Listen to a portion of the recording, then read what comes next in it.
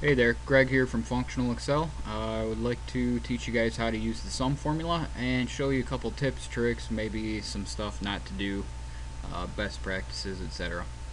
So here we have two columns of data that we want to add. We're curious about how many times has Greg from Functional Excel been late to work in 2015 and how many has he been late to work in 2016. So in order to add all these numbers up, here's what you don't want to do, and I'll show you why. What I've seen people do in the past is hit the equal sign and they say, well, I want to add this plus this plus this plus this plus this. So we can do that and it will work. It will compute the correct number. However, you will see the problem. If you want to add those with a calculator, I'm sure you'll get 61. Everything is fine and good, and we'll come back to why we don't want to do it like that. Here's maybe a better way to do it. We can type and use the sum formula. After hitting equals in a blank cell, you can start typing and these formulas will start popping up. So we're just interested in the base sum formula for now. And to get started with the formula, if you hit a parenthesis, it'll show you the different parameters that it's expecting. So you can do it in this format. Number 1, which would be, let's say, C2, cell C2 here. And I could put a comma and then C3, comma C4, comma C5. Or we can click and it says, okay, C2. I'm holding down the mouse button and I'm going to drag it from the beginning of where I want to add to the end of where I want to add. You can see it's C2, and this colon means like through. C2 through C12, so including everything between C2 and C12. And if I close this parenthesis and hit enter, I will get a sum. So this is easier. You can pick each one out. This is easier to type, but here's why this is really incorrect. If you noticed, I've got only 11 months here: January, Feb, March, April, May, June, July, August. Oh, where's September? Better add it in, because I don't want to report to the boss incorrect numbers. I want to show them how I've really been late a lot of times.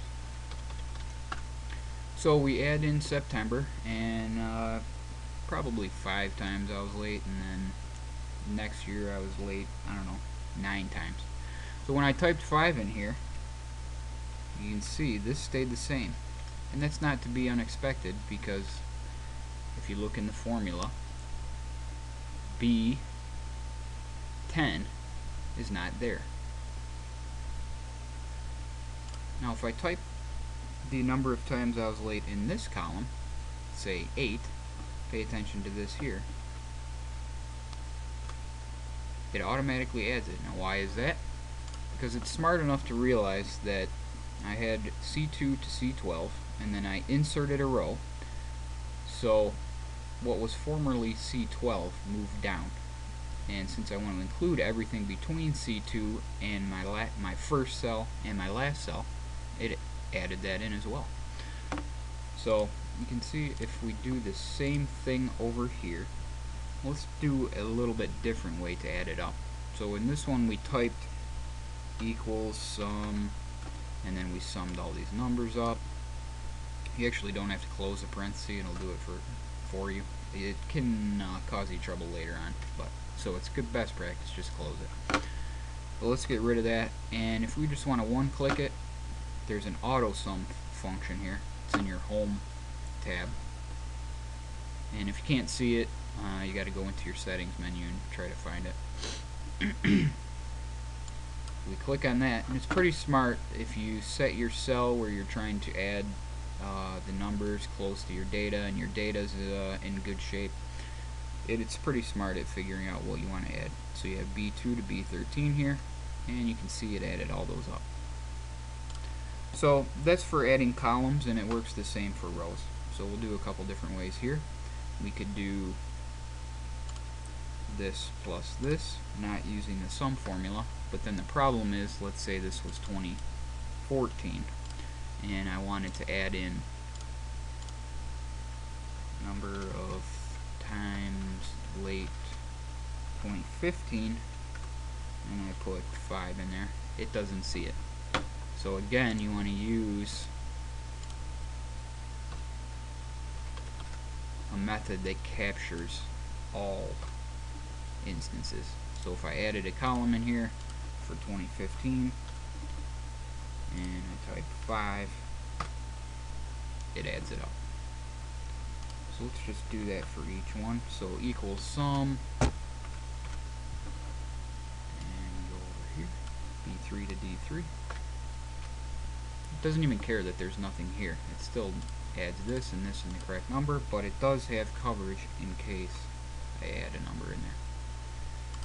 So instead of typing this in for each one that we want to add up, you can copy it and paste it. So you just right click, copy, paste.